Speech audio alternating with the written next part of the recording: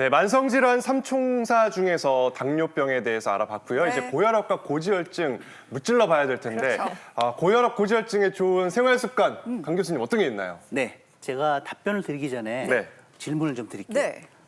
사람에 따라 다른데 혹시 밤에 너무나 활발한 올빼미형이신가요? 아니면 아침부터 굉장히 활기가 나는 종달새형이신가요? 저는 올빼미형인데 네. 아침에도 활발해야 돼서 그렇죠. 하이브리드처럼 지금 일하고 있습니다. 어려움이 많으시겠네요. 네. 저는 좀 완전한 올빼미형이긴 한데 네. 그런데 이제 알람이 울리면 일어나는 알람형 올빼미. 네, 알람형 두 올빼미가 분 됐습니다. 두 분은? 저는 이제 맨날 10시에 자고 6시에 일어나는 종달새였는데 이제 올빼미가 됐습니다, 이제. 예, 저는 뭐 20대 이후로는 거의 올빼미 생활에 좀 익숙해져 있어요. 근데 지금 그래도 조금 초저녁인 올빼미로라도 조금 바꾸고 싶어서 하는데 그 말씀을 들어보니까 이게 올빼미 습관이라면 혹시 이게 만성질환과도 관련이 있다는 얘기인가요? 예, 역시 굉장히 파악이 빠르신데요. 어머. 실제로 올빼미형 그런 형인 경우에 네. 실제로 고혈압이나 당뇨병 같은 만성질환이 발생할 위험이 높다고 하거든요.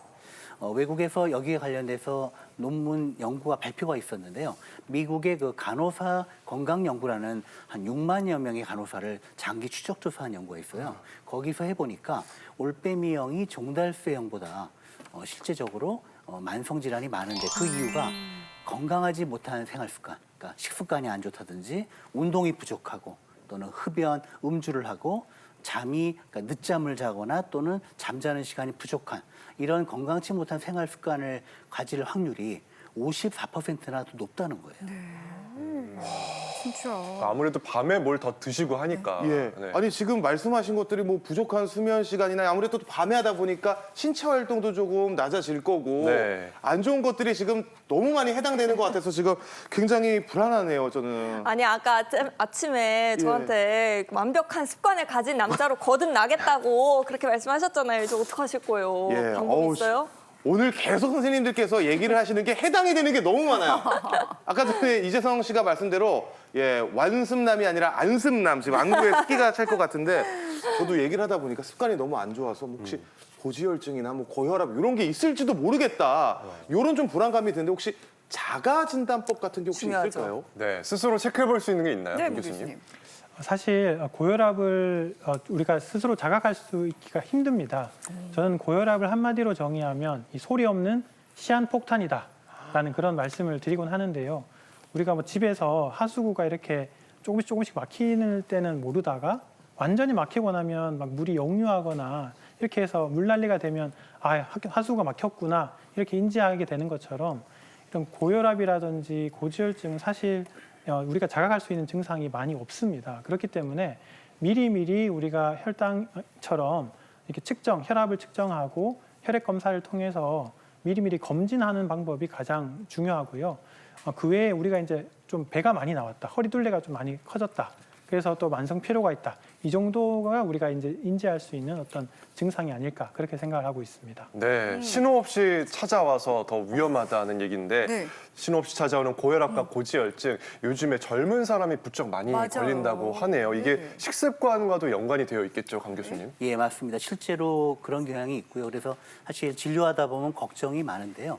실제로 아침밥과 건강에 대한 연구를 한 것을 보면 특히 청소년기부터 아침밥을 꼭꼭 챙겨 먹는 분들이 나중에 고혈압이나 당뇨병, 심혈관 질환의 위험이 낮아진다. 반대로 아침을 거르면 위험이 높아진다라고 얘기를 하거든요. 그래서 아침밥을 안 먹는 습관이 바로 이런 만성 질환으로 가는 지름길이라고 말할 수 있을 정도가 되겠습니다.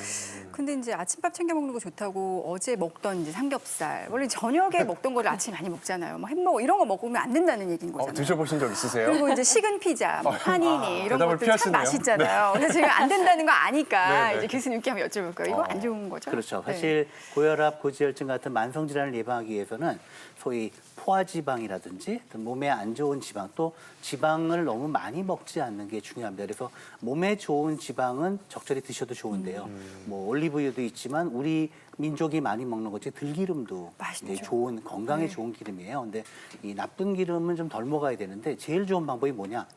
조리를 할 때 튀기거나 볶는 것보다는 찌거나 구워 먹는 게 훨씬 건강한 습관입니다.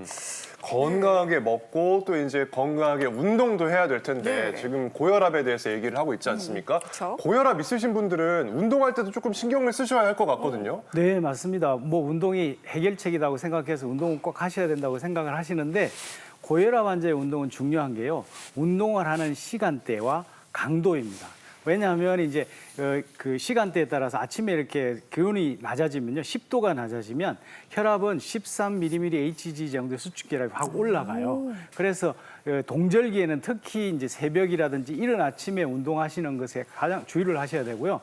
오히려 기온이 높아진 낮에 운동을 하시는 것이 좋습니다. 그래서 저희가 이제 일반적으로 권장해 드리는 것은 오후 3시에서 6시 사이에 하시라 이렇게 권해 드리는데요. 그 사실은 이제 그 식사를 조절하실 수만 있다고 그러면 가장 혈압이 안정되는 시간은 오후 7시입니다. 그래서 그런 오후 시간대를 택해가지고 운동을 하시는 게 좋고요. 반대로 이제 하절기다, 기온이 확 높아진 여름 같은 하절기에는요, 이 그 낮에보다는 기온이 올라가는 낮보다는 선선한 아침이나 저녁 시간대에 운동하시는 것이 굉장히 좋고요. 이제 아까 제가 운동 시간대에 아울러서 운동 강도가 중요하다고 했는데요. 특별하게 저강도에서 중강도로 천천히 올려가면서 하셔야만 혈압에 그 영향을 미치지 않기 때문에 그 혈압을 낮출 수도 있고 고혈압에 영향을 미치지 않기 때문에 주의를 하시는 것이 좋습니다.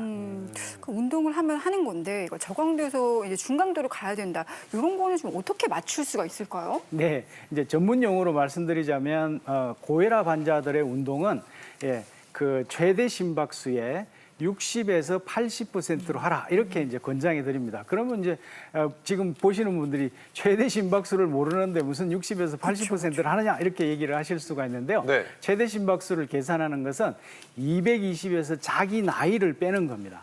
220에 자기 나이를 빼는데 예를 들면 내가 60세다. 그러면 이제 220에서 자기 나이를 빼니까 160이죠, 그죠?